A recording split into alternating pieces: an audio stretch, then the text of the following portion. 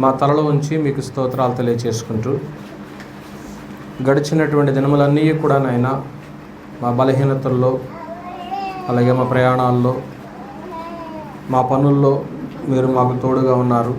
వారంలో మొదటి దినమున మిమ్మల్ని ఆరాధించుటకు మేము చేరి ఉన్నాం. ఇంతవరకు కీర్తనలతో స్తుతించున్నాం తండ్రి.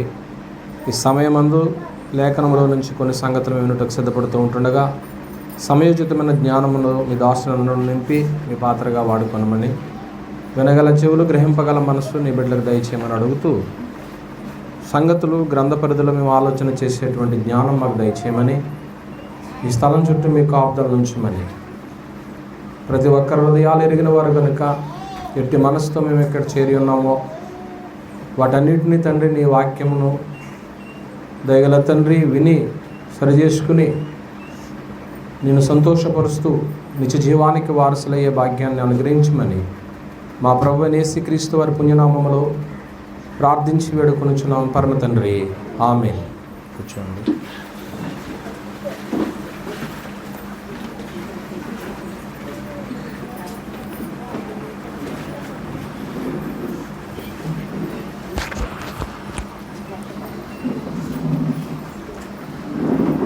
దేవునికి స్తోత్రాలు. ఆరాధికలుగా చేయాలి మీ అందరికీ ప్రభు పేరట. ఇంకా ముందు జరగకూరా కొంచెం ఫ్యాన్ మీకు ఇబ్బంది లేకుండా ఉంటుంది. ఒకవేళ అక్కడే మీకు సరిపోతే కూర్చోండి, ఇబ్బంది. ప్రియమైన దేవుని బిడ్డలారా, దేవుని యొక్క సముఖంలో ప్రార్థించేటువంటి వ్యక్తులు ఎప్పుడూ కూడా నిత్యము ఆయన సముఖంలో ఉంటూనే ఉంటారు. ప్రకటన గ్రంథము 8వ అధ్యాయంలో మనము కొన్ని సంగతులు ఆలోచన చేసాం. ప్రకటన గ్రంథము 8వ అధ్యాయం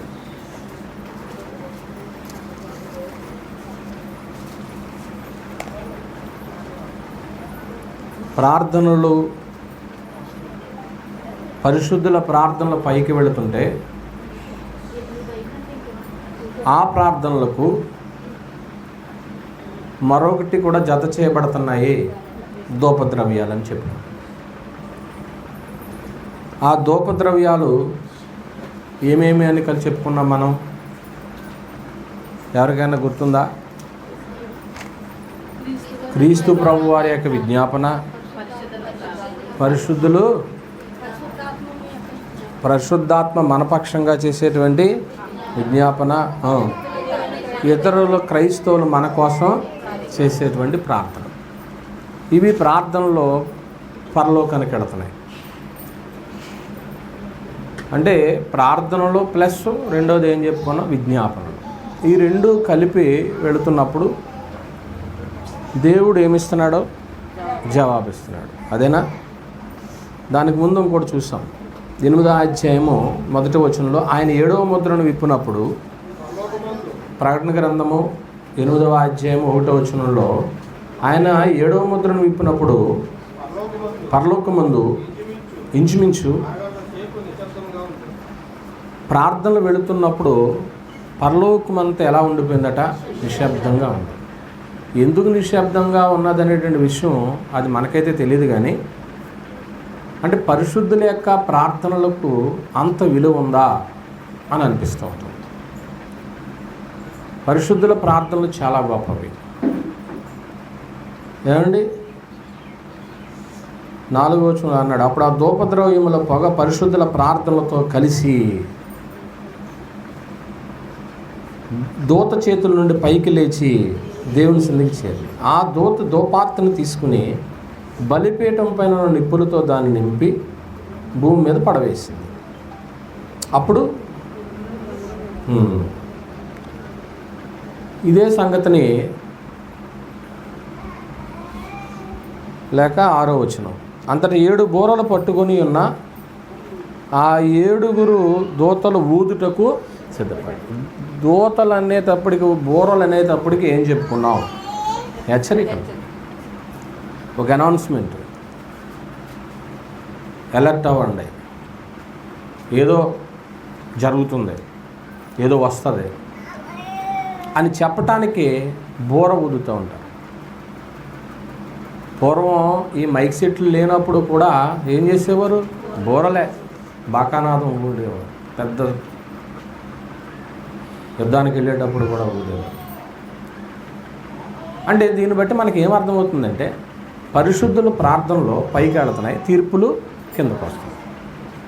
ప్రార్థనలు పైకి వెళ్ళాలి, పక్కింటోళ్ళు కనపడకపోయినా పర్లేదు. కొందరు పక్కింటోళ్ళు కనపడాలని ఏం చేస్తారు? పెద్దగా చేస్తారు. అంటే ఈవిడ భక్తిపరురాలు, ఈవిడ బాగా ప్రార్థన చేస్తుంది, విశ్వాసాన్ని దేవుని కంటే ఎక్కువ ఎవరికి తెలవాలనుకుంటారు? మనుషులకు తెలవాలనుకుంటారు. మనుషులు తెలియకపోయినా పర్లేదు. రహస్యమందు చూస్తున్న తండ్రికి గదిలోనికి వెళ్ళి తలుపు వేసుకుని అప్పుడు ప్రార్థన చేయమన్నాడు. అందువల్ల ప్రార్థన అనేటువంటిది పరలోకానికి చేరేది, తీర్పులు అక్కడి నుంచి కిందకు వచ్చేటువంటివి అండి. అది చూసినట్లున్నాం. ఈరోజు ఆ సందర్భాన్ని కొంచెం ముందుకి మనం కొనసాగించడానికి ప్రయత్నం చేద్దాం. దేవుని సముఖంలో పరిశుద్ధుల యొక్క ప్రార్థనల పక్షంగా పనిచేయటానికి దేవుడు ఒకరిని పనిలో పెట్టినట్లుగా మనం చూస్తున్నాం. ఇప్పుడు మనం ఎప్పుడైతే ప్రార్థన చేస్తున్నామో ప్రార్థనకి ఏం రావాలి? జవాబు రావాలి. అంటే జవాబు అంటే ఆయన ఏదో ఆన్సర్ షీట్లో జవాబు పెట్టినప్పుడు ఆల్ఫబెటికల్లోనో ఏయో లేకపోతే ఏదో బియో పెడతా ఉంటారు. ఇప్పుడు ఆ జవాబు పెట్టడానికి ఏదో ఆలోచిస్తే అది పెట్టేస్తారా? ముందు ఆల్రెడీ బుర్రలో ఆ సబ్జెక్ట్ ఉండాలా? ఆ సబ్జెక్ట్ ఆల్రెడీ వాళ్ళు ప్రిపేర్ అయ్యారు కాబట్టి ఆ క్వశ్చన్ చదువుకుని వెంటనే దానికి ఏం చేస్తారు? ఇప్పుడు ఎప్పుడైతే పరిశుద్ధుల ప్రార్థనలో వెళుతున్నాయో పరిశుద్ధుల పక్షంగా పని చేయటానికి దేవుడు రెడీగా ఒకళ్ళని పెట్టుకున్నాడు. ఒకళ్ళని అనటానికి సరిపోమో కొందరిని పెట్టుకున్నాడు. ఎవరాల్లో? దూతలు. అంటే ఒక వ్యవస్థ నడుస్తుంది. ఎంత పెద్ద వ్యవస్థ నడుస్తుందో మనుషుల కొరకు ఒకసారి ఆలోచన చేయండి. కనుక పరిశుద్ధుల ప్రార్థన పక్షంగా పని చేయటానికి దేవదూతలు ఉన్నారు. ఏమండి? పరిశుద్ధుల ప్రార్థనలో ఒంటరిగా వెళుతున్నాయా, జతగా వెళుతున్నాయా? ఒంటరిగా లేవు. నేను ఎప్పుడు ఒంటరిదాన్నండి, నేను ఒంటరి వాడినండి అని బాధపడుతుంటాను కొన్నిసార్లు. మా వెనకాల ఎవరూ లేరండి. రైట్, నువ్వు ఒక ఒంటరి కుటుంబం అవ్వచ్చు, లేకపోతే ఒక ఒంటరి వ్యక్తివే కావచ్చు. నువ్వు నిజంగా పరిశుద్ధుడు అయితే నీ పక్షాన నా పక్షాన ప్రార్థన చేస్తున్నప్పుడు కొన్ని విజ్ఞాపనలు కూడా యాడ్ అవుతున్నాయి. నీ తరపున నా తరపున కూడా పని చేయటానికి దేవుడు కొందరు దూతలను కూడా ఏం చేసి ఉంచాడు? నియమించి ఉంచాడు. అలాంటప్పుడు మనం ఒంటరి వాళ్ళం కాదనే సంగతి మనం గ్రహించాలి. ఏమండి? మన ప్రార్థనలో కొన్నిసార్లు మనకు ప్రార్థనలు ఎలా చేయాలో తెలియదు. ప్రార్థనలు ఎలా చేయాలో తెలియకపోయినప్పుడు ఆ ప్రార్థనలకు మనకు ఎవరు సహాయం చేస్తున్నారు? పరిశుద్ధాత్ముడు. రైట్, చూడండి ఒకసారి. రోమిలికి రాసిన పత్రిక 8వ అధ్యాయము. రోమిలికి రాసిన పత్రిక 8వ అధ్యాయము 26వ వచనము. అటువలే ఆత్మయు అది మాట మన బలహీనతను చూసి అంటే ఇప్పుడు మన ప్రార్థనలో పరలోకానికి చేరేలా ఎవరు సహాయం చేస్తున్నారు? పరిశుద్ధాత్ముడు సహాయం చేస్తున్నాడు. అంటే ఒంటరి వాళ్ళు ప్రార్థనలు వెళ్ళవనే కదా దీని అర్థం. ఒంటరి పోరాటము కష్టం. నేను ఒక్కడనే పోరాటం చేస్తున్నామంటే ఎవరినొకరు కలుపుకోవాలా. మేము ముగ్గురు కలిపి చేస్తున్నాం అన్నారు. ముగ్గురు చేశారు, ఏమవుద్దు మనది ఎలా కూటమి. కనుక ప్రార్థనలు అనేటువంటివి మనం ఎలా చేయాలో తెలియదు కాబట్టి మన ప్రార్థనలు పైకి తీసుకెళ్ళడానికి మరొక వ్యక్తి ఎవరు సహాయం చేస్తున్నారన్నారు? పరిశుద్ధాత్ముడు ఏం చేస్తున్నాడని ఉంది అక్కడ, సహాయం చేయుచున్నాడట. ఏలయనగా మనము యుక్తముగా ఇక్కడ చాలామంది మిస్ అవుతున్నారు ఈ విషయంలో. యుక్తంగా ఎలాగూ ప్రార్థన చేయాలో మనకు తెలియదు అనేసాడు అంతే. చాలామంది ప్రార్థన చేయమంటే అసలు లిస్ట్ అంతా అక్కడే పెడతారు. ఈలోగా బొస్సు కాస్త ఏమవుద్ది. అలాగని నేను ప్రార్థన చేయొద్దని నేను అనట్లేదు. ఇప్పుడు ప్రయాణం కొరకు ప్రార్థన అన్నప్పుడు ప్రయాణం నిమిత్తం ఏం చేయాలి? ప్రార్థన. అలా కాదు, పొద్దుట 6ంటికి లేపో ప్రభువా, 6ంటికి లేచిన తర్వాత టిఫిన్ వేసుకున్నాను ప్రభువా, మళ్ళీ నేను సిద్ధపడ్డానికి నువ్వు సహాయం చేసి అరగంట పట్టింది, ఇదిగో ఇప్పుడు మళ్ళీ బైబిల్ చదువుకుంటున్నాను, మళ్ళీ ఇవన్నీ చేయాలా? నువ్వు ఇండివిజువల్గా నువ్వు వ్యక్తిగతంగా చేసుకుంటావు చూడు, ఆ టైంలో గంటల తరబడి నువ్వు ఎంత చేసుకో. సందర్భానుసారంగా యుక్తంగా తగినట్లు, యుక్తంగా అంటే తగినట్లే కదా, అంటే ఎంత కావాలో అంత, ఏది చేయాలో అది. ఆరాధనకి ప్రారంభ ప్రార్థన చేయాలి. కానుకలు ప్రార్థన చేయమన్నారు, కానుకలు ప్రార్థన చేయాలి. భోజనం దగ్గర ప్రార్థన చేయమన్నారు అనుకోండి, బన్ను నెట్టాలి అండి. సింపుల్గా నిజమే, షార్ట్ కట్లో ఉంటుంది ప్రార్థన. ప్రభువా భోజనం ఇచ్చావు, పవిత్ర పూజ దీవించు, ఆమెన్. సింపుల్గా ఉంటుంది అన్నమాట. అందువల్ల యుక్తంగా మనం ఎలా చేయాలో, ఇదిగో ఇప్పుడు ఆత్మ గురించి బలహీనంగా ఉన్నాను నేను, ఆత్మకు ఇప్పుడు బలపడేటువంటి సహాయం చేయి. శరీరం బలహీనతో ఉన్నాను నేను, శరీరానికి నాకు ఆరోగ్యాన్ని ఇయ్యి. ఇప్పుడు నేను ఎగ్జామ్కి వెళ్తున్నాను, ఎగ్జామ్లో నాకు సహాయం చెయ్యి. ఇప్పుడు నేను పెళ్లి సంబంధాలకు వెళ్తున్నాను, నాకు సహాయం చెయ్యి. లేకపోతే నేను వ్యాపారం ప్రారంభిస్తున్నాను, నాకు సహాయం చెయ్యి. ఈరోజు నాకు డ్యూటీకి వెళ్తున్నాను, నాకు సహాయం చెయ్యి తండ్రి. ఇలా ప్రార్థించడం కూడా చాలామందికి తెలుసా తెలీదా? తెలియదనే చెప్తున్నాడు పరిశుద్ధాత్ముడు దేవుడు. తెలియదు కాబట్టి పరిశుద్ధులకు ఎవరు సహాయం చేస్తారు? పరిశుద్ధాత్ముడు ఉచ్చరింపశక్యము కాని మూలుగులతో తానే మీకు ఏం చేస్తున్నాడో సహాయం చేస్తాడు. లోపల ఉండి ఆయన సహాయం చేస్తాడు. ఇలా చేయి ప్రార్థన, ఇలా చేయి ప్రార్థన. అలా చేయకపోతే నీ ప్రార్థన ఎక్కడికి వెళ్ళదో? పరలోకం వెళ్ళదని పరిశుద్ధాత్ముడే సహాయం చేస్తున్నాడు అన్నమాట అండి మన పక్షంగా. అంటే మన ప్రార్థనలకు బలం, సహాయం, సహకారం అనేటువంటివి జరుగుతూనే ఉన్నాయని మీరు గుర్తుపెట్టుకోవాలి.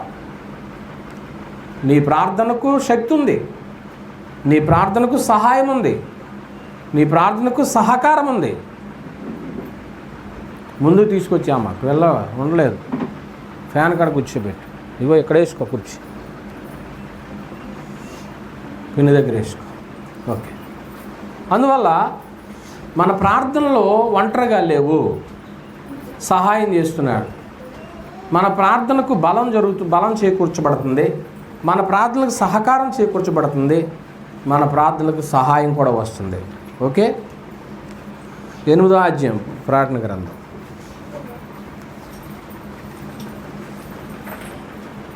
అంతటా 2వ వచనం, నేను దేవుని ఎదుట నిలిచి 7 దూతలను చూచి తిని, వారికి 7 బూరలో ఇవ్వబడ్డాయి. దేవుని సముఖంలో నిలిచి ఉన్నటువంటి దూతలు, పరలోకంలో దేవుని దూతలు నిలిచి ఉన్నారట. అసలు దేవుని సముఖంలో ఉన్నారంటే ఒక స్పెషల్, ప్రత్యేకం. మనం దేవుని ఆరాధించడానికి వచ్చామంటే లోకంలో ఉన్నవారందరూ ఒక ఎత్తు, మనం ఒక ఎత్తు. అందరితో సమానమా? ఇవాళ ఆదివారం అందరూ కూడా చర్చికి వెళ్తారంటే అందరూ వెళ్ళరు, కొందరే ఆరాధన చేస్తారు. కొందరు చర్చికి వెళ్తారు కానీ ఆరాధన ఉండదు, ప్రార్థన చేసుకుంటారు. అసలు ఆరాధన యొక్క అర్థమే తెలవదు వాళ్ళకి. ఆరాధన అంటే 2 చేతులు పైకెత్తి, ఇప్పుడు ఎత్తితే ఫ్యాన్లో మన చేతులు కట్ అవుతాయి, 2 చేతులు పైకెత్తి చప్పట్లు కొట్టుకుని స్టాండ్ ఢిల్లీ మాస్టర్ చెప్పినట్టు కాసేపు నిలబడండి, కాసేపు అని అంటే అది ఆరాధన అంటున్నారా లేదా? ఒకప్పుడు చేయలేదా?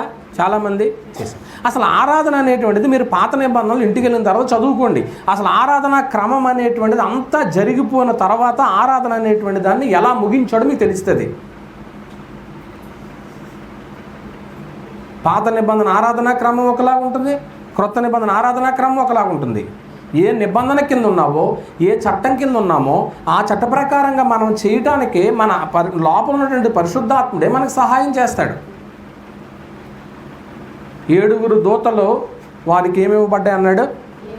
అంటే వాళ్ళు ఎక్కడ ఉన్నారని అది గుర్తుపెట్టుకోవాలి. మొట్టమొదటి సంగతి ఏంటంటే దేవుని దూతలు ఎక్కడ ఉన్నారో దేవుని సముఖంలో ఉన్నారు. దేవుని సముఖంలో ఎందుకున్నారో ఆయన ఏది సెలవిస్తే ఆ పని ఆ దూతలో చెయ్యాలి. అంటే ఎంత వ్యవస్థ నడుస్తుందో చూడండి. ఇప్పుడు నువ్వు ప్రార్థన చేస్తున్నావంటే నీ ప్రార్థనకు దేవుడు రెడీగా ఒక వ్యక్తిని పెట్టాడనమాట. ఎవరైనా దూతలట. లోకాసు వార్త 1వ అధ్యాయం. లోకాసు వార్త 1వ అధ్యాయము తీసుకున్నారండి. 19వ వచనం. దూత అది మాట. అంటే ఇప్పుడు ఎక్కడున్నారు దూతలో? దేవుని యొక్క సముఖంలో ఉన్నారు. దేవుని సముఖమందు నిలిచి ఉన్న గబ్రియేల్ అన్నట్టు. అంటే దేవుని సముఖంలో దూతలో ఏ సమాచారం తీసుకెళ్ళమంటాడా తండ్రి అని చూస్తూ ఉన్నారు. ఈ గబ్రియేల్ దూత ఎవరి దగ్గరికి వచ్చాడు? జకరియా, ఎలిజబెత్తా? అదేనండి. గబ్రియేల్ నీతో మాట్లాడుటకును ఈ సువార్తమానము నీకు తెలుపుటకును పంపబడుతుంది, మరియు నా మాటలు వాటి కాలమంది ఏమవుతాయి? నెరవేరు. నువ్వు వాటిని నమ్మలేదు కనుక ఈ సంగతులు జరుగు దినం వరకు నువ్వు ఎలా ఉంటావో. జకరియా దేవుని మాటలను ఏం చేయలేదు, నమ్మలే. దేవుడు ఒకసారి మాట సెలవిచ్చాడంటే మనం పాడుతూ ఉంటాం కదా, వాగ్దానాలు ఇచ్చి దేవుడు ఏం చేస్తాడు? వాగ్దానములనిచ్చి నెరవేర్చు వాడవు నీవే, నమ్మకమైన దేవా నన్ను కాపాడు వాడవు నీవే. ప్రభువా నిన్ను నే కొనియాడేదను, హల్లెలూయా పాడేదా. ప్రభు నిన్ను కొనియాడేదను. ఆయన వాగ్దానం చేశాడంటే నెరవేరుస్తాడు. వాటి కాలం ముందు జరుగుతాయి. జరుగుతుంది ఎట్లే అని నమ్మలేదట. ప్రార్థన చేసుకున్నాను కానీ జరుగుతుంది ఏంటి అంటే నీలో ఆల్రెడీ ఏముంది?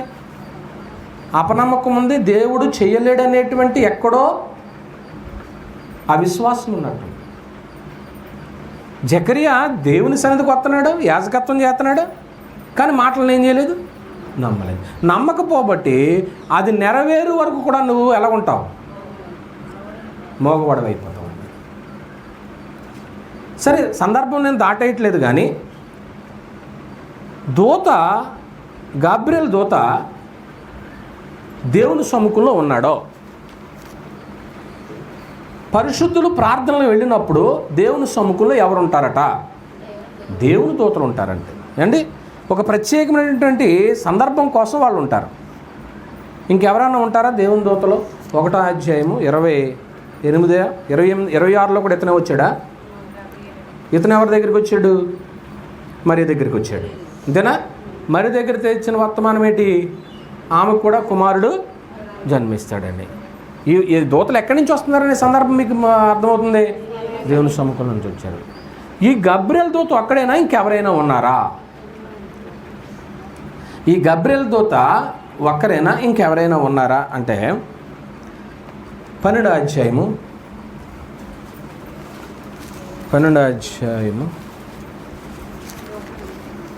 అంట ప్రకటన.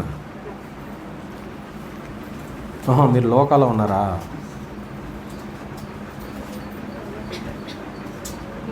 ఏడో వచ్చిన వాట జరిగేనో అది సంగతి. ఇంకొక వ్యక్తి పేరు ఏం పేరు? మిఖాయేలు.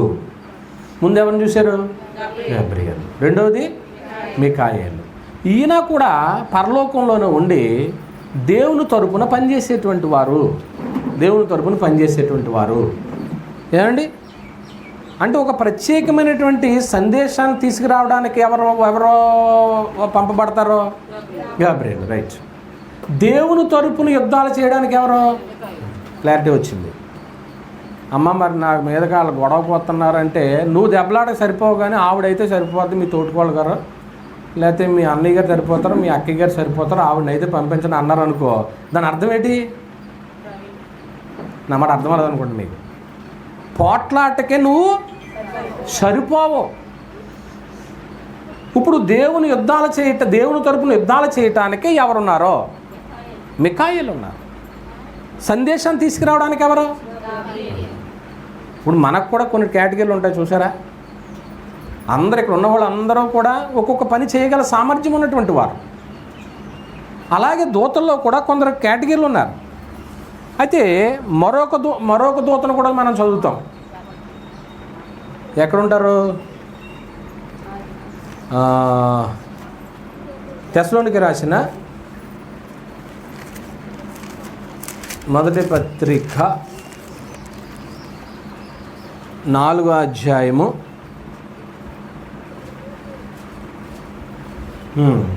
16.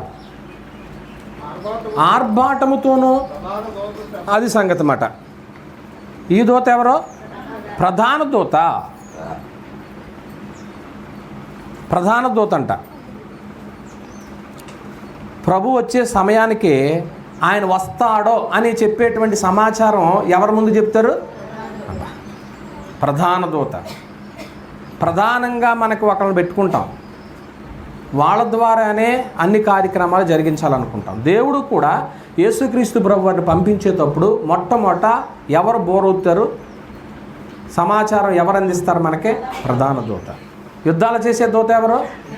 మికాయేలు. సమాచారాన్ని అందించే దూత ఎవరు? అంటే మీకు అర్థమవుతుంది అనుకుంటున్నాను. ఇప్పుడు పరలోకంలో దూతలు ఉన్నారో, ఎంతమంది దూతలు ఉన్నట్టు చదివారు? పరలోకములో ప్రకటన గ్రంథంలో, కరెక్ట్ కాదని అనట్లేదు, ప్రకటన గ్రంథంలో 8వ అధ్యాయంలో చెప్పబడినటువంటి దూతల సంఖ్య ఎంత? 7. అంటే 7 దూతలో కూడా మనకు తెలియాలంటే ఇప్పుడు దాకా ఎంతమంది బయటపడ్డారు? 3. ఇంకేం రిమైనింగ్ 4. ఈ 4 దూతలు కూడా మనకు ఒకవేళ ఈ వెర్షన్లో కనపడరు.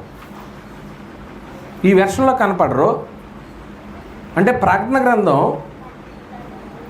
రాయబడినప్పుడు వీళ్ళందరూ కూడా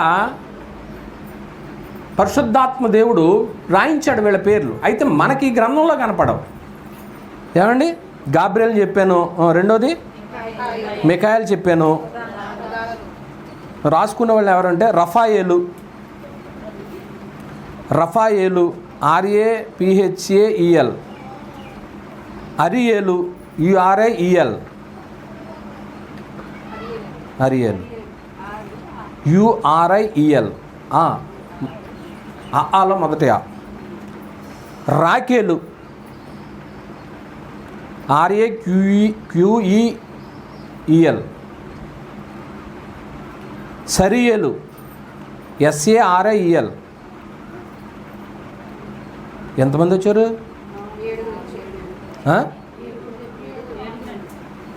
7 ఎందుకు వస్తారా?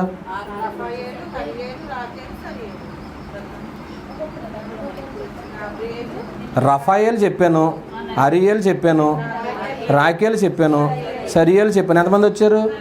4. ఫస్ట్ 3 చెప్పానా? 3 ఎవరు? గాబ్రియలు. ప్రధాన దూత పేరు లేదు, ప్రధాన దూత అంతే, పేరైతే లేదు. గాబ్రియలు, మికాయేలు. ఎంతమంది అయ్యారు? మరి ఇంకెంతమంది రావాలి? రావాలా? రమియేలు, REMIEL, రమియేలు. ఓకే. అంటే ఎందుకు ఈ సమాచారాన్ని మీ ముందు పెడతానంటే భవిష్యత్తులో మీరు ఎప్పుడైనా వినొచ్చు, లేకపోతే మన పిల్లలు రాబోయే తరంలో వింటారు. విన్నప్పుడు ఈ సమాచారం రికార్డింగ్ ఉంటుంది. ఎప్పుడన్నా మీరు బుక్ చదువుకున్నప్పుడు పలానా టైంలో ఈ దూత కూడా ఉన్నాడట, ఆ రోజు మేము విన్నాము అనే సందర్భం కూడా మనకు గుర్తొస్తూ ఉంటాయి. ఒక సబ్జెక్ట్ని దాన్ని క్లారిటీగా మీకు అందించాలనే తాపత్రయమే. అందువల్ల 7 దూతలు 7 వస్తారు. ప్రధాన దూత పేరు ఉండరండి, పేరు మట్టుగా చెప్తున్నాను. 7. ఓకే. ప్రకటన గ్రంథంలో చెప్పబడ్డాయి ఎంతమంది? 7 దూతలకి 7 బోర్లో పడ్డాయి. రేపు ఆదివారం వచ్చేటప్పుడు ఒక్కొక్కరు ఒక బోర పట్టండి అని అనుకోండి. ఈలోకి మళ్ళీ షష్ఠి ఎక్కడ ఉంది, మళ్ళీ డిసెంబర్ రావాలి బోర కొనుక్కోవాలంటే. ఇంక రేపు వారం మీరు ఒక్కొక్కరు ఒక బోర పట్టరండి. ఓదటానికి కాదండి, ఓదడానికి కాదు, ఒక బోర చాలులే, సింబాలిక్గా చెప్పడానికి, రికార్డింగ్లో చెప్పడానికి. అయితే ఒక బోర మట్టుకు పెద్ద బోర ఒకటి పట్టరండి, ఎవరు తెస్తారు బాధ్యత తీసుకుని. ఎందుకంటే ఇంకా ప్రసంగం అక్కడ దాకా వెళ్దా, బోర దాకా ఆగిపోద్ది కాబట్టి చెప్తున్నాను. కనుక ప్రియమైన దేవుని వాళ్ళారా, ప్రార్థనలు ఒంటరివి కావు. ప్రార్థనలు ప్లస్ చెప్పండి, పరిశుద్ధుల ప్రార్థనలు ప్లస్ విజ్ఞాపనలు వెళుతున్నాయి కాబట్టి అక్కడి నుంచి తీర్పులు వస్తున్నాయి. పరిశుద్ధుల ప్రార్థనలు ఒంటరిగా దేవుడు వదిలిపెట్టలేదు. మరేం చెప్పుకున్నామంటే, ప్రార్థనలు చేయటానికి ఎవరికీ తెలియదు. యుక్తంగా ప్రార్థన చేయమంటే ఒక్కొక్కరు గంట, అరగంట, మరీ షార్ట్, అలా కాదు. ఏ సందర్భానికి అదే చేయాలా. ఈవేళ అలా చేయట్లేదు ప్రార్థనలో. అలా చేసినప్పుడే, సందర్భానుసారంగా ప్రార్థన చేయలేనప్పుడు ఎవరు సహాయం చేస్తారంట? పరిశుద్ధాత్ముడు సహాయం. నిజంగా నువ్వు పరిశుద్ధురాలవైతే, నువ్వు పరిశుద్ధుడివైతే, ఆయనకి సన్నిహితంగా నువ్వు ఉన్నప్పుడు. అందరి ప్రార్థనలు వెళ్ళవని నేను చెప్పట్లేదండి. కొన్నేలి లాంటి ప్రార్థనలు కూడా వెళ్ళినాయా లేదా? అందరికీ బోవెట్టేవాడు, అందరికీ బట్టలు ఇచ్చేవాడు, అందరికీ కూడా ధర్మకార్యాలు చేసేవాడు. అతని ప్రార్థనలు వెళ్ళినాయి. లోకంలో అందరి ప్రార్థనలు వెళ్తాయి. ప్రార్థనలు వెళతాయి కాబట్టి దేవుడు వెంటనే వాళ్ళకు ఒక అవకాశం ఇస్తాడు. ఏంటి అవకాశం అంటే, కేవలం నువ్వు చేసే ధర్మకార్యాల వల్ల నువ్వు పరలోకానికే రావు. నువ్వు చేసిన కార్యాలైతే వస్తున్నాయి, కానీ నీ మీద ప్రేమతో నేను ఇంకొక సమాచారం నీ దగ్గర పంపుతున్నాను. ఏంటంటే, ఈ ధర్మకార్యాలు నువ్వు భూమి మీద చేస్తున్నావు కాబట్టి నువ్వు ఇంకొక మంచి మార్గంలో నడవటానికి అపోస్తుల యొక్క బోధ కూడా వినాలి. విని నువ్వు రక్షించబడాలి. ఆ బోధ విని రక్షించబడినప్పుడే నువ్వు పరలోకం వస్తావని దేవుడు కొర్నేలి ఇంటికి పంపించాడా లేదా? నా మాటలు అర్థమవుతున్నాయి మీకు? అంటే నిన్ను ఒకసారి 2 సార్లు కూర్చోబెట్టి సమాచారాన్ని, సత్యాన్ని నీకు వినిపిస్తున్నాడంటే దేవుడి దగ్గర రేపొద్దు నువ్వు తప్పించుకుంటానికి వంక ఉండదు. క్రీస్తుని లోకానికి పంపించకపోతే పాపముల విషయంలో వంక ఉంటుంది, నేను తప్పించుకోవచ్చు. కానీ ఆయన వచ్చి పాపములకు ప్రాయశ్చిత్తం చేశాడు కనుక ఇంకా నీ పాపములకు ఏమి లేదన్న మిషా లేదని చెప్పేశాడు. అయ్యో నేను ఆ ప్రసంగం వినలేదండి, అపోస్తుల బోధ అంటే నాకు తెలియదండి అని రేపు పొద్దున తప్పించుకునే అవకాశమే ఉండదు ఎవరికి. అందువల్ల ప్రియమైన దేవుని పిల్లలారా, 7 దూతలు దేవుని సముఖంలో ఉన్నారో, 7 పేర్లు అయితే చెప్పాను కానీ 4 సంగతుల మట్టుకు మనం చెప్పుకున్నాం. ఒక దూత దేవుని అలా చెప్పండి నాకు. మీరు గాబ్రియలను రాసుకున్నప్పుడు పక్కన గీత పెట్టుకు ఏం రాయాలంటే, దేవుని సందేశాన్ని, దేవుని వర్తమానం తెచ్చే దూత అని రాయాల. రెండో దూత పేరు మికాయేలు, దేవుని తరపున యుద్ధాలు చేసే వ్యక్తి. మూడోది యేసుక్రీస్తు ప్రభు వారు సెకండ్ కమింగ్లో, అంటే ఆయన ప్రత్యక్షతలో వచ్చేటప్పుడు ఆర్భాటముతోనూ ప్రధాన దూత మొట్టమొదట బోర ఊదుతాడట ఆ ప్రధాన దూత. ఇంక మిగిలినటువంటి వారి పేర్లు అయితే చెప్పాను కానీ వాళ్ళ సంగతులు నాకు తెలియదు. ఉన్న సమాచారాన్ని మీ ముందు ఉంచుతుంటున్నా. ఏమండి, ఇప్పుడు బోరలు అనేటువంటివి ప్రత్యేకంగా దేనికి సాదృశ్యం అని చెప్పుకున్నాం? హెచ్చరిక, తీర్పు. యోవేలు గ్రంథం, పాత నిబంధన గ్రంథంలో దూతల గురించినటువంటి సమాచారాన్ని 2వ అధ్యాయము యోవేలు గ్రంథము 2వ అధ్యాయము 753వ పేజీ అండి. 10వ వచనము, వాటి భయము చేత భూమి కంపించుచున్నది, ఆకాశము తత్తరించుచున్నది, సూర్యచంద్రులు తేజోహీనత కలుగుచున్నది, నక్షత్రములకు కాంతి తప్పుచున్నది. యెహోవా తన సైన్యమును నడిపించుచు, చెప్పండి, ఉరుము వలె గర్జించున్నాడు. ఆయన దండు బహు గొప్పదో అయినది, ఆయన ఆజ్ఞను అదండి. కనుక హెచ్చరించడంలో ఒక ప్రత్యేకమైనటువంటి సంబంధం కలిగి ఉన్నట్లుగా కనపడుతున్నారు ఈ దూతలు. ప్రజలను దేవుని యొక్క మాటల ద్వారా హెచ్చరించే వాళ్ళే. జాగ్రత్త, దేవుని యొక్క తీర్పు వస్తుంది భూమి మీదకే, నీ ఇంటి మీదకి దేవుని యొక్క తీర్పు వస్తుంది. ఎవరో ఒకరి ద్వారా దేవుడు హెచ్చరిస్తాడండి. ఆ హెచ్చరికకు సందర్భంగానే చెప్తున్నాడు పాత నిబంధన గ్రంథంలో. నిర్గమాకాండము 19వ అధ్యాయము, దీనికి సింబాలిక్ ఎక్కడ చెప్తున్నాడంటే 19వ అధ్యాయము 16వ వచనము. 3వ నాడు ఉదయమైనప్పుడు ఆ పర్వతం మీద ఉరుములు, మెరుపులు, సాంద్ర మేఘము, బోర యొక్క మహాధ్వనియు కలుగగా పాళెములోని ప్రజలందరూ వణికిరి. దేవునిని ఎదుర్కొనుటకు మోషే పాళెములో నుండి ప్రజలను అవతలకు రప్పింపగా వారు పర్వతము దిగువన నిలిచిరి. యెహోవా అగ్నితో సీనాయి పర్వతం మీద దిగి వచ్చినందున అదంతయు ధూమమయమై ఉండెను. దాని ధూమము కొలిమి ధూపము వలె లేచెను. పర్వతమంతయు మిక్కిలి కంపించెను. ఆ బూరధ్వని అంతకంతకు బిగ్గరగా మ్రోగెను. మోషే మాట్లాడుచుండగా దేవుని కంఠస్వరము చేత అతనికి ఉత్తరం ఇచ్చుండెను. యెహోవా సీనాయి పర్వతం మీద కనగా ఆ పర్వత శిఖరం మీదకి దిగి వచ్చెను. యెహోవా పర్వత శిఖరం మీదకి రమ్మని మోషేను పిలువ వగైరా సంగతులు చెప్పేసేసాడు. అంటే భూమి మీద దేవుని యొక్క ప్రసన్నత వచ్చేటువంటి సమయంలో దేవుని యొక్క జోక్యం గురించి దూతలు కూడా ఇన్వాల్వ్ అవుతారు అనే సందర్భాన్ని అక్కడ జ్ఞాపకం చేస్తూ ఉన్నాడు అన్నమాట అండి. సీనాయి పర్వతం మీదకి దేవుడు వచ్చాడా లేదా? వచ్చాడు. అంటే మనము దేవుని యొక్క ప్రసన్నతనే అనుకుంటున్నామో అది దేవుని యొక్క ప్రసన్నతను తీసుకొచ్చింది ఎవరంటే దూతలే. కేవలము వీపును చూస్తేనే తట్టుకోలేనటువంటి మనుషులు. కానీ దేవుని ముఖాముఖి ఎవరో చూడలేరు.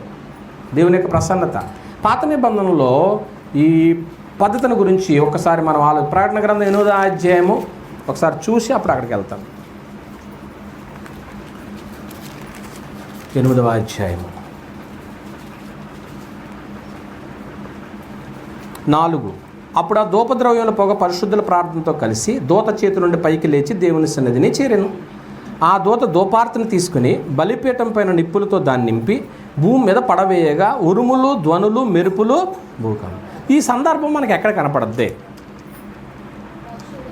ధూపం, ధూపార్తి, బలిపీఠం, నిప్పులు, ఆ అదే ధూపద్రవ్యము, ఇవన్నీ మనకి ఎక్కడ కనపడతాయి? రైట్. లేవీకాండం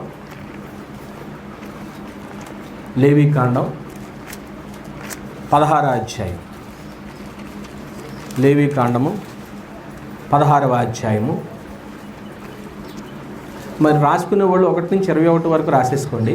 అహరోను 2 కుమారులు యెహోవా సన్నిధిని సమీపించి చనిపోయిన తర్వాత యెహోవా మోషేతో మాట్లాడట్లేను.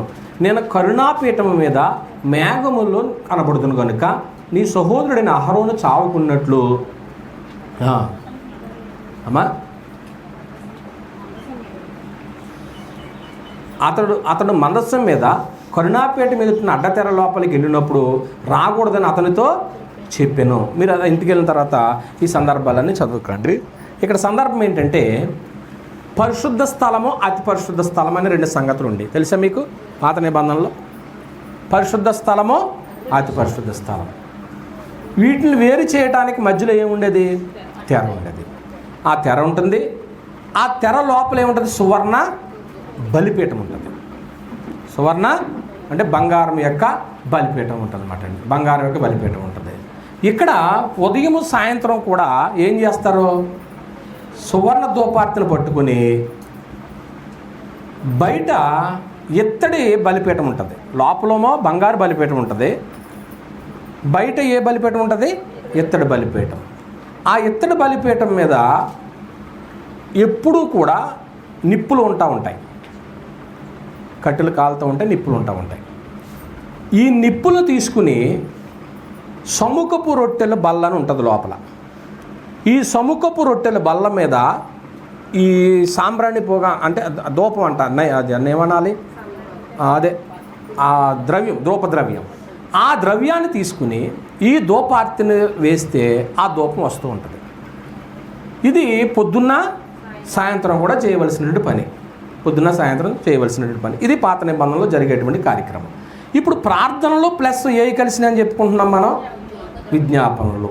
ఈ 2 కలిసి దేవుని సన్నిధికి చేరుతున్నప్పుడు ఏం జరుగుతుందనేదే ప్రధానమైనటువంటి సంగతి. అది చెప్పి నేను ప్రార్థన చేస్తాను. ఇప్పటి వరకు మీరు వింటానే ఉన్నారు, ప్రార్థనలు వెళుతున్నాయి అన్నాం, దూతలు ఎదురుగా ఉన్నారంటున్నారు, మంచిదే. ఇప్పుడు మన ప్రార్థనలకు వెళ్ళిపోతున్నాయి కాబట్టి అక్కడ ఏం జరుగుతుంది? అసలు ధూపం వేసేసావు, అందరితో కూర్చున్నావు, లింక్ ప్రార్థన చేసావో సంఘ ప్రార్థన చేసావు, ఏదో చేసావు, మొత్తానికి ప్రార్థనలు వెళ్ళిపోయినాయి. ధూపం వేసేసావు, పొద్దున్న సాయంత్రం ధూపం వేసేస్తున్నావు. ధూపం వేసేసిన ధూపం అంటే మర్చిపోకండి, మళ్ళీ పొగ అనుకోకుండే ప్రార్థనలు. ఈ వెళ్ళిపోయిన తర్వాత అక్కడి నుంచి ఏం బయలుదేరుతాయని చెప్పాను? తీర్పులు బయలుదేరుతాయి. ఈ తీర్పులు ఎలా ఉంటాయో కొన్ని చెప్తాను. కాలములు సమయములు ఎవరి చేతిలో ఉన్నాయి? ఒప్పుకుంటారా మాటకే?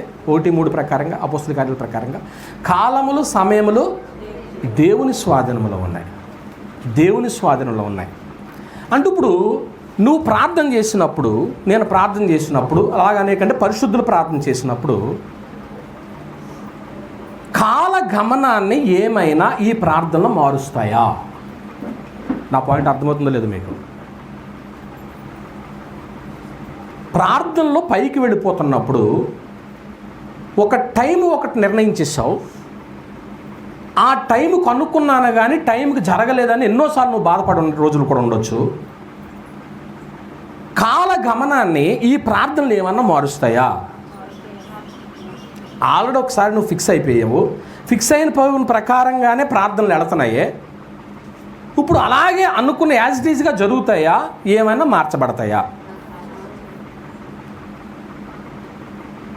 కాలము సమయము నువ్వేమన్నావంటే 10:10కి మీరు అర్జెంట్ 10 గంటలకల్లా మా ఇంటి దగ్గర ఉండాలన్నారు అని ఆల్రెడీ వారం రోజుల నుంచి మీరు ఏం చేస్తున్నారు? ప్రార్థన చేస్తున్నారు. ఒకవేళ 10:15కే వచ్చాను అనుకోండి, నేను ఇంకా ప్రార్థన చేసి అన్ని కార్యక్రమాలు చేయడానికి ఇంకా 20 నిమిషాలు పడుద్ది. మరి ఇప్పుడు నీ ప్రార్థన పైకి వెళ్ళినప్పుడు నేను యాజ్ ఇట్ ఈజ్కి ఎన్నింటికి రావాలి? మరి నేను కొంచెం దాటి వచ్చా అంటే వెళ్ళండి సార్.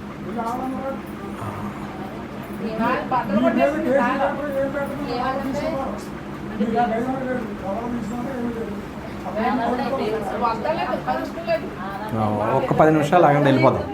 ఒక 10 నిమిషాలు అయిపోతుంది ఉంటుంది.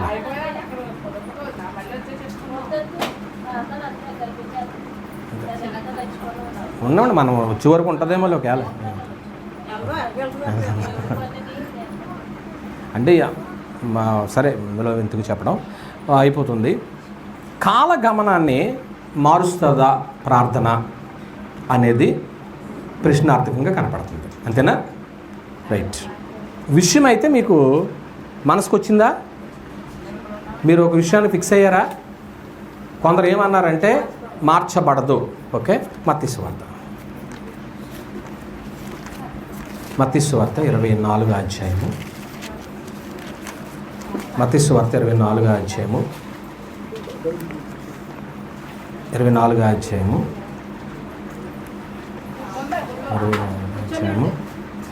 20వ వచనమా 26 20 20వ వచనం చాలు. 20వ వచనం. అప్పుడు మహాశ్రమ కలుగును గనుక మీరు పారిపోవుట చలికాలమందైనను విశ్రాంతి దినమందైనను సంభవింపకుండవలనని. ఏంటి దీన్ని బట్టి చెప్పండి ఏమండి? ఇప్పుడు కాలగమనాన్ని పరిశుద్ధుల యొక్క ప్రార్థనలో మారుస్తాయా? ఇప్పుడు ఇక్కడ యెరూషలేము నాశనం గురించి చెప్పబడుతున్నటువంటి మాటేగా 24వ అధ్యాయం అయితే. ఇప్పుడు తీర్పు అనేటువంటిది చలికాలంలోనైనా వేసవి కాలంలోనైనా జరిగిపోతుంది అని ఆల్రెడీ ఫిక్స్ అయిపోయింది. ఆ 2 టైములోనూ జరగకోకుండా మీరు ఏం చేయండి? ప్రార్థన చేయండి అని అంటున్నాడంటే ప్రార్థనలో కాలగమనాన్ని మారుస్తాయా, మార్చవా? అది సంగతి. అంటే ఇప్పుడు దీన్ని బట్టి మీకు ఏమర్థమవుతుందంటే పరిశుద్ధుల యొక్క ప్రార్థనలు చాలా శక్తివంతమైనవి, బలమైనవి. ఇంకో మాట చెప్తాను ఇక్కడ. చరిత్ర గమనాన్ని కూడా ప్రార్థనలు ఏం చేస్తాయి? చరిత్ర గమనాన్ని కూడా మారుస్తాయి. చరిత్ర గమనాన్ని కూడా మారుస్తూ ఉంటాయి మాట అండి. త్రిప్పుతూ ఉంటాడు మాట దేవుడు. అందుకే ఈ జరుగుతాయి కాబట్టి 2 సందర్భాలు చెప్పాను. ఒకటి, కాల గమనాన్ని ప్రార్థనలు ఏం చేస్తాయి, మారుస్తూ ఉంటాయి. చరిత్ర గమనాన్ని కూడా, నేను చరిత్ర ఇలాగ అనుకుని ఇలాగైపోయింది ఏంటి, అవి కూడా మార్చబడతాయి. ఇవి మార్చబడతాయి కాబట్టి నేను ఆల్రెడీ ఎందుకు, దేవుడు ఎలాగో ఫిక్స్ అయిపోయాడు కదా, నేను ఏ ప్రార్థన చెయ్యను అని కూర్చుంటావా? నా పాయింట్ అర్థమవుతుందా మీకు? ఆల్రెడీ ఫిక్స్ అయిపోయింది కదా, ఫిక్స్ అయిపోయి నేను ప్రార్థన చేయడం ఎందుకు అని నువ్వు అనుకుంటావు. కాబట్టే ప్రార్థించడం అనేటువంటిది మానొద్దని దేవుడు చెప్పాడు. తిమోతికి రాసినటువంటి మొదటి పత్రిక 2వ అధ్యాయము, తిమోతికి రాసిన మొదటి పత్రిక 2వ అధ్యాయము మొదటి నుంచి నాయన, మనము సంపూర్ణ భక్తియు మాన్యతయు కలిగి నెమ్మదిగాను సుఖముగాను బ్రతుకు నిమిత్తము అన్నింటికంటే ముఖ్యముగా మనుషులందరి కొరకును, రాజుల కొరకును, అధికారులందరి కొరకును విజ్ఞాపనలను, ప్రార్థనలను, యాచనలను, కృతజ్ఞతాస్తుతులను, అంటే ప్రార్థన మానేమన్నాడా చేస్తూ ఉండమన్నాడా? అది ఇప్పుడు అర్థమైంది మీకు? అంటే ఎవరు కూడా ఎప్పుడు కూడా ప్రార్థన ఏం చేయకూడదు, అది మరి. ఇవాళ ఎంతమంది ప్రార్థన చేసుకున్నారా? ఇవాంశిగా చేసుకోలేదా? వాళ్ళ అన్నయ్య కూడా చేసుకోలేదు. వాళ్ళు అడుగు బాగానే ఉన్నారు, చేసుకున్నారు. ఆయన చేయత్తలేదు కదా మరి, ఏమండి? ఓకే. అందువల్ల ప్రార్థన, శనిబాబు ప్రార్థన చేసుకున్నానా? ప్రార్థన చేసుకున్నావా? ఇవాళ చేసుకోలేదా? ఇంకా మిగిలిన పిల్లలందరూ చేసుకోవాలి ప్రార్థనలు. మీరు పెద్దవాళ్ళు కూడా, నేను కూడా ప్రార్థన ఏం చేయకూడదు, దేవుడు ఇలా ఫిక్స్ అయిపోతాడనో వాక్యం చెప్తుంది. అది జరిగిపోతుందని నీకు తెలుసు. నీ చిత్తమైతే జరగకుండా చెయ్యని ఒక రిక్వెస్ట్ పెట్టావు అంటే కాల గమనాన్ని, చరిత్ర గమనం ఏం చేయబడద్దే? అబ్బో, అంటే ప్రార్థన విషయంలో మనం ఎంత అలర్ట్గా ఉండాలో ఒక్కసారి ఆలోచన చేయండి. చాలా ప్రాముఖ్యమే కదా ప్రార్థన. టిఫిన్ అయినా మానేయచ్చు కానీ, చెప్పండి, మనం ప్రార్థన అయినా మానేస్తాం కానీ ఏమండి? అంత గొప్ప సంగతి. లోకాసువార్త 18, అంటే ఈ రెఫరెన్స్ కూడా వేసుకుంటే బాగుంటుంది. లోకాసువార్త 18, లోకాసువార్త 18 మొదటి నుంచి 8 వరకు రాసుకోండి. మొదటి నుంచి 8 వరకు రాసేసుకోండి.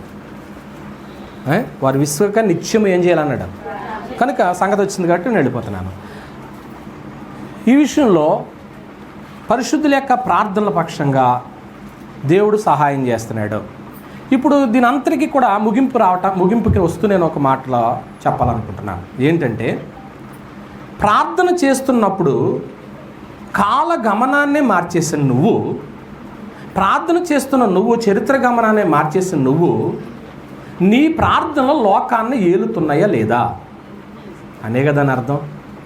ఆవిడ అలా ఉంటుంది కానండి, ఏలుబడి అంతా ఆవిడదేనండి. ఆయన అలా ఉంటాడు కానండి, ఏలుబడి అంతా ఆయనదేనండి. రైట్? ఇప్పుడు సంఘంలో నువ్వు ఒక పరిశుద్ధమైనటువంటి వ్యక్తిగా, నువ్వు పరిశుద్ధమైనటువంటి పురుషుడిగా, క్రైస్తవ బిడ్డగా ప్రార్థన చేస్తున్నప్పుడు నీ ప్రార్థనలో ఊరినే, ఇంటినే ఏలుబడి చేస్తున్న నీ ప్రార్థన ఈవేళ పట్టు దొరికింది కాబట్టి సంఘమంతా ప్రార్థన చేస్తున్నట్టు, పరిశుద్ధులందరూ ప్రార్థన చేస్తున్నారు కాబట్టి లోకాన్ని ఏం చేస్తున్నాయే? ఏలుబడి చేస్తున్నాయి. ప్రార్థనలో లోకాన్ని ఏలుబడి చేస్తున్నాయి. ఏలుబడి అంటే మాట్లాడేటండి, లోకాన్ని ఏలుబడి చేస్తాయి. పరోక్షంగా కనపడదండి అది. ఏండి? పరిశుద్ధుల ప్రార్థన లోకాన్ని ఏలుబడి చేస్తుంటే, రెండవది ఎవరి జోక్యం ఉంటుందో తెలుసా? నీ ప్రార్థనలో దేవుని జోక్యం ఉంటుంది. నేను ఇన్వాల్వ్ అవ్వను ఈవిడ ప్రార్థన అనుకోడు ఆయన. మనమైతే అమ్మో ఆవిడ జోలికి వెళ్ళకూడదు, ఆయన జోలికి వెళ్ళకూడదని మనం అనుకుంటాం. కానీ నీ ప్రార్థనలో ఎవరు జోక్యం పుచ్చుకుంటున్నారో? దేవుడు జోక్యం పుచ్చుకుంటున్నాడు అన్నమాట అండి. ఇంకో సంగతి ఏంటంటే, ఆయన జోక్యం పుచ్చుకుని నీకు మేలు కలగటానికే సమస్తాన్ని సమకూరుస్తాడు. ఏం జరగాలని?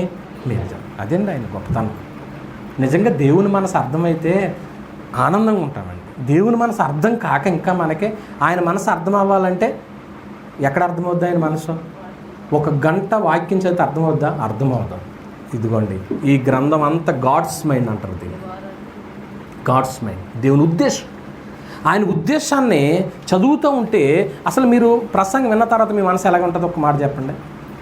వాక్యం అంతా వినేశారు. విన్న తర్వాత ఈవేళ నా ఆత్మ తృప్తిగా ఉంది, ఒక మంచి సందర్భాన్ని విన్నాను అనే తృప్తి ఉంటుందా? ఉండదా? ఎందుకు వచ్చాను, ఏ మాటలు, ఉపయోగం లేని మాటలు ఇచ్చాడు ఇవాళ అని ఎప్పుడన్నా నిరుత్సాహపడేళ్ళారా? ఏమండి, ఇంటికి వెళ్ళిన తర్వాత మీ పుస్తకంలో రాసుకుంటారు, ఇవాళ ఒక మంచి సందర్భాన్ని నేను విన్నానని. ఏమండి, ఎవరు అన్నారు, క్రొవ్వు మీద దొరికినట్లుగా నీ మాటలు నాకు ఒక ఆయన అయితే నీ మాటలు నాకు దొరక, వాటిని నేను ఏం చేశాను, భుజించి తిన్నాను. తేనికంటే ఇంకా బహు రుచిగా ఉంటాయి అన్నాడు, రుచిగా ఉంటాయి. కనుక పరిశుద్ధుల ప్రార్థనలు పరోక్షంగా లోకాన్ని ఏం చేస్తున్నాయి, ఏలుబడి చేస్తున్నాయి. రెండవది, నీ ప్రార్థనలు ఎవరి జోక్యం ఉంటుంది, దేవుని. మూడవది, నీ ప్రార్థనలకు దేవుడు సమకూడి ఏం చేస్తున్నాడు, మేలు. నాకు మేలు జరగలేదు అనేవాళ్ళు ఇక్కడ ఎవరైనా ఉన్నారా? మీ ప్రార్థనలకు మేలు దేవుడు జవాబు ఇవ్వలేదా? మాట్లాడండి. ఇచ్చాడా? రోమపత్రిక 8వ అధ్యాయము, రోమపత్రిక 8వ అధ్యాయము 28, అందరికీ తెలిసిన వాక్యం. దేవుని ప్రేమించు వారికి అనగా ఆయన సంకల్పము చొప్పున పిలువబడిన వారికి మేలు కలుగుటకై సమస్తమును సమకూడి జరుగుచున్నవని ఎరుగుదుమనేసాడు. అందువల్ల ప్రియమైన దేవుని వాళ్ళారా, పరిశుద్ధుల యొక్క ప్రార్థనలకు ఇంత పట్టుంది. మొదటి నుంచి మీకు ఏం జ్ఞాపకం చేశానంటే, మన ప్రార్థనలు ఒంటరివి కావు, దేవుని సముఖానికి వెళుతున్నాయి. దేవుని సముఖంలో ఎవరున్నారో, దూతలు ఉన్నారు. ఈ దూతల్లో సమాచారాన్ని తీసుకొచ్చే దూత ఎవరో, గాబ్రియేలు. దేవుని తరపున యుద్ధాలు చేసే దూత ఎవరో, మికాయేలు. మరో దూత ఏం చెప్పుకున్నాం, ప్రధాన దూత. ఆయన క్రీస్తు ప్రత్యక్షతలో ఆ రోజు జరగబోయేది తెలియదు మనకి, ఎప్పుడు జరుగుతుంది అనేటువంటిది. మిగిలిన సంగతులు దూతలు 7 చెప్పేశాను మీకు. ఈ దూతలందరూ కూడా దేవుడు ఎప్పుడు సమాచారాన్ని చెప్తాడని ఏం చేస్తారో ఎదురు చూస్తూ ఉన్నారన్నమాట అండి. ఈ దూతలతో పాటు మనం ఏం చెప్పుకున్నామంటే, ధూపద్రవ్యం కూడా మీకు చెప్పాను. ధూపద్రవ్యం అనేటువంటిది పాత నిబంధనలో పరిశుద్ధ స్థలము, అతి పరిశుద్ధం, మధ్యలో తెర, అవతల లోపలేమో సువర్ణ బలిపీఠం, బయటేమో ఇత్తడి బలిపీఠం. ఈ ఇత్తడి బలిపీఠం మీద ఎప్పుడు కూడా నిప్పులు ఉంటాయి. ఆ నిప్పులు ధూపార్తిలో తీసుకుని సముఖపు రొట్టెల బల్ల మీద ఆ ధూపద్రవ్యం ఉంటుంది, దాన్ని తీసుకుని ధూపం వేసేవారు. అలాగే ఇప్పుడు ప్రార్థనలో ఉదయం సాయంత్రం కూడా దేవునికి ఏం చేయాలి మనం, అదే ప్రార్థన ధూపం 2 ఒకటే. పాత నిబంధనలో ధూపం అన్నాడు, కొత్త నిబంధనలో ప్రార్థన. అలా నువ్వు ప్రార్థన చేస్తున్నప్పుడు నువ్వు ఒక్కదానివే కాదు, నీ ప్రార్థనలు పోయిన వారం చెప్పాను, ప్రార్థనలకే కొన్ని యాడ్ అవ్వాలని చెప్పాను. 1 క్రీస్తు వారి విజ్ఞాపన, పరిశుద్ధాత్మ యొక్క విజ్ఞాపన, రెండవది ఇతర పరిశుద్ధులు నీ కోసం చేసే ప్రార్థన. ఇవి చేస్తున్నప్పుడు నీ తరపున ప్రార్థన వెళ్ళిపోతుంటే అక్కడి నుంచి ఏం బయలుదేరుతున్నాయి, తీర్పులు బయలుదేరుతున్నాయి. అక్కడి నుంచి తీర్పులు బయలుదేరి ఏం జరుగుతుందని చెప్పుకున్నామంటే, కాల గమనాన్నే ప్రార్థనలు ఏం చేస్తున్నాయి, చరిత్ర గమనాన్ని ఏం చేస్తున్నాయి, మారుస్తున్నాయి. అంటే దీన్ని బట్టి పరోక్షంగా లోకాన్ని నువ్వేం చేస్తున్నావు, ఏలుబడి చేస్తున్నావు. అండి, ఏలియా ప్రార్థన చేస్తే 3.5 సంవత్సరాలు ఏం రాలేదు. మరి ఒక మనిషి కదా అతను. యెహోషువ ప్రార్థన చేస్తే మరి ఆ రోజు కూడా సూర్యచంద్రులు ఏమైపోయారు, నిలిచిపోయారు. అలాగని సాయంత్రం ప్రార్థన చేసి సూర్యుడు రావద్దు, చంద్రుడు ఆగిపో అనుకోండి మీరే, ఎందుకంటే చరిత్రలో అటువంటి సందర్భం జరగదని కూడా చెప్పాడు. అందువల్ల అది యుక్తంగా ఎలా ప్రార్థన చేయాలో చాలామందికి తెలియట్లేదు. కాబట్టి నీవు పరిశుద్ధుడిగా ఉంటే దేవునికి సహాయం చేస్తానని చెప్పుకున్నాము. మూడోది ఏం చెప్పానంటే, నీ ప్రార్థనలో రెండోది దేవుడు జోక్యం పుచ్చుకుంటాడు. మూడోది ఏం చెప్పానంటే, ఇలా జోక్యం పుచ్చుకున్న దేవుడు నీకు సమస్తమును సమకూడి ఏం చేస్తున్నాడో మేలు చేస్తూ ఉన్నాడని చెప్పుకున్నాం. ప్రకటన గ్రంథం 8వ అధ్యాయము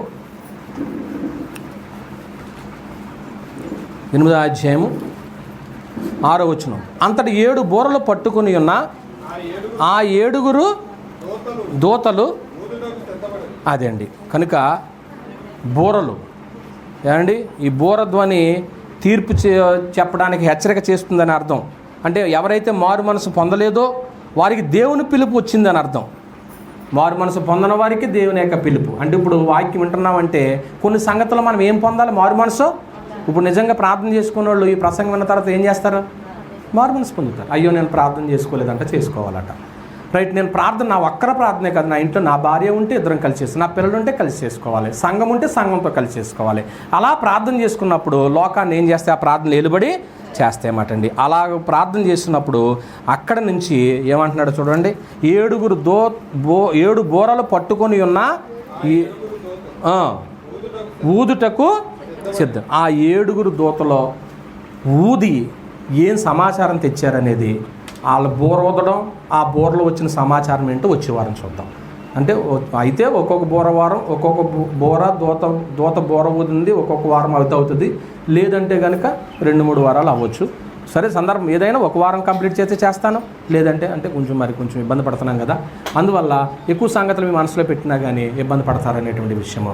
ఈరోజు మీరు ఏం నేర్చుకున్నారు? అందరూ కూడా పరిశుద్ధుల యొక్క ప్రార్థనలకు లోకాన్ని ఏం చేస్తాయి? ఏలుబడి చేస్తాయి.